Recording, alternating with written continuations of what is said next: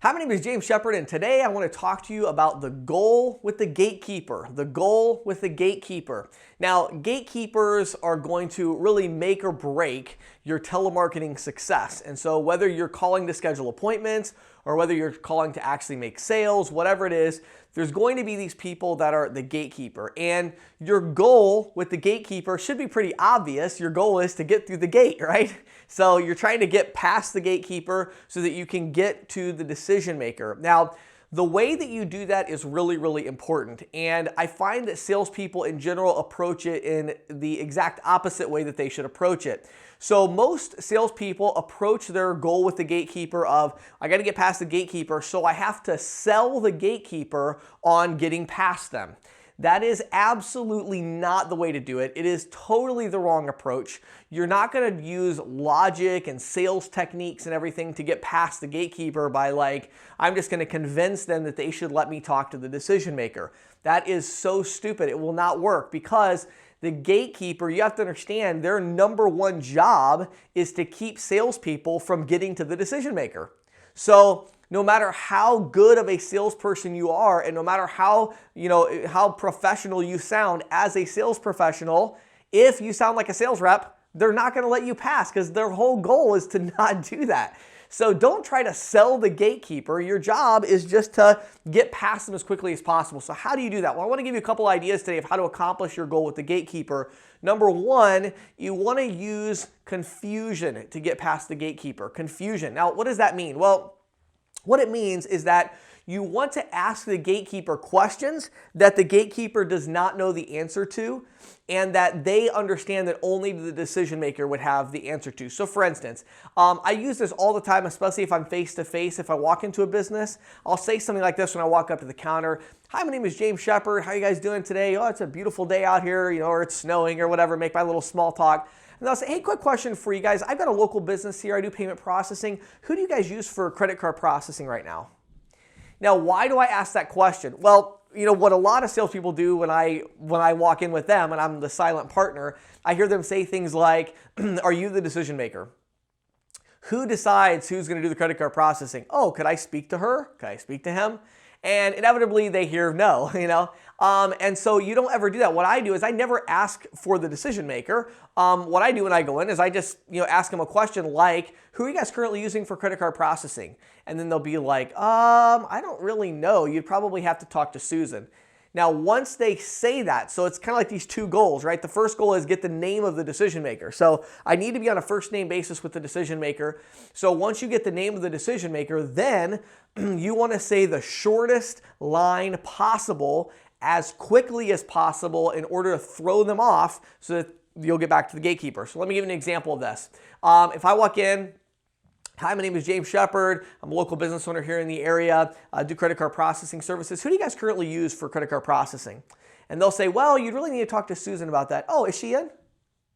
Just like that. Now that sounds like really simple, but it's really important. Notice how I said that so quick. Oh, is she in? Oh, is he here? Just real quick.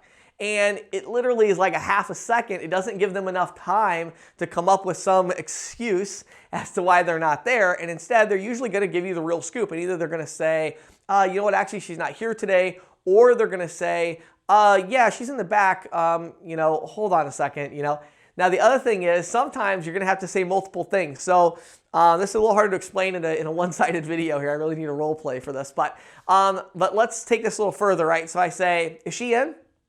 What if they just say, well, yeah, she's in the back. And they're about to say, yeah, she's in the back. She's really busy right now. That's what they're about to say. And I know that. So when they say, yeah, she's in the back, well, as soon as they say that, then I say, oh, I'll wait. Just like that, real quick. Oh, I'll wait.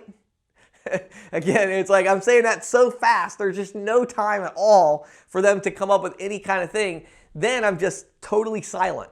Oh, I'll wait. And then they'll kind of look at me like, well, hold on a second. And then they go in the back. That's how you get past the gatekeeper. And so you have to kind of start out with a little bit of the confusion, and then you mix in a little bit of this real quick, fast things. So again, I'm not at all trying to sell them. I'm not saying, well, I'll tell you what, if you go get Susan, I promise you she's going to be glad she came out here because I'm going to give her the deal of a lifetime, That is stupid because You can't sell the gatekeeper. The whole idea of the gatekeeper is to keep salespeople away from the decision maker. So you can't sell them. What you have to do is you have to just speed right on by them by saying something quick. All right?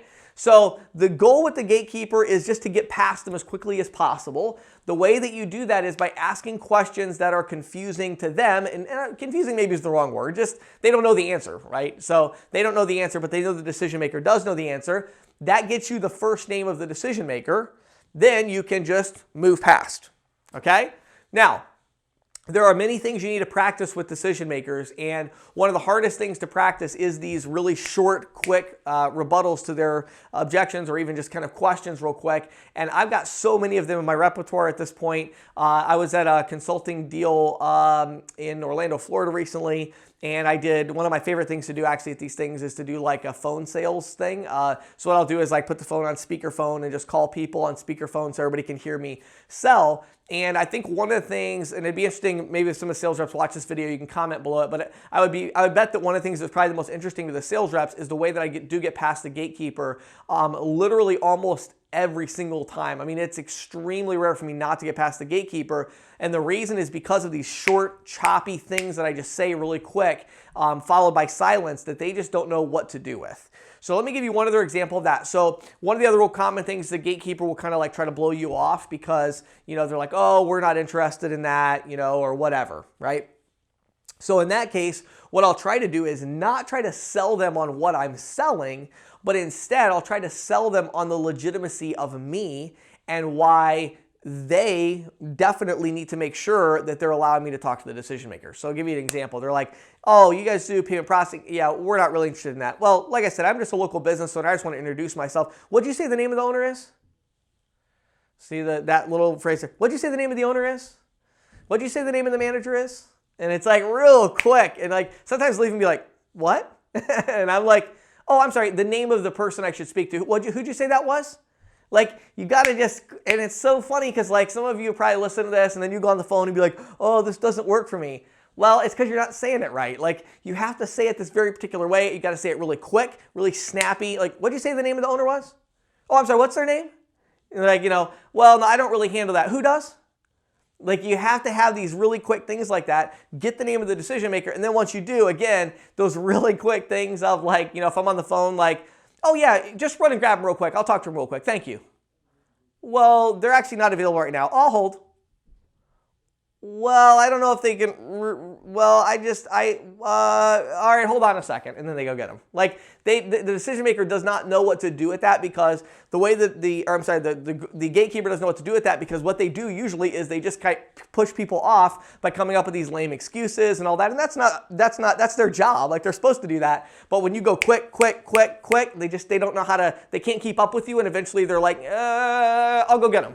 All right. So anyway, hopefully that was help today. Again, that's a little bit of a tough one to do as a monologue. We're starting a new podcast soon. Maybe we'll do that one as a interview, or some kind of a role play session. But that is your goal with the gatekeeper, is to just get past them, not to sell them, not to give them all this logic. You're just trying to get past them and blow past them really quick. And you got to do that by practicing quick, sharp lines that you can say once you know the name of the decision maker. My name is James Shepard. Thanks for watching and listening.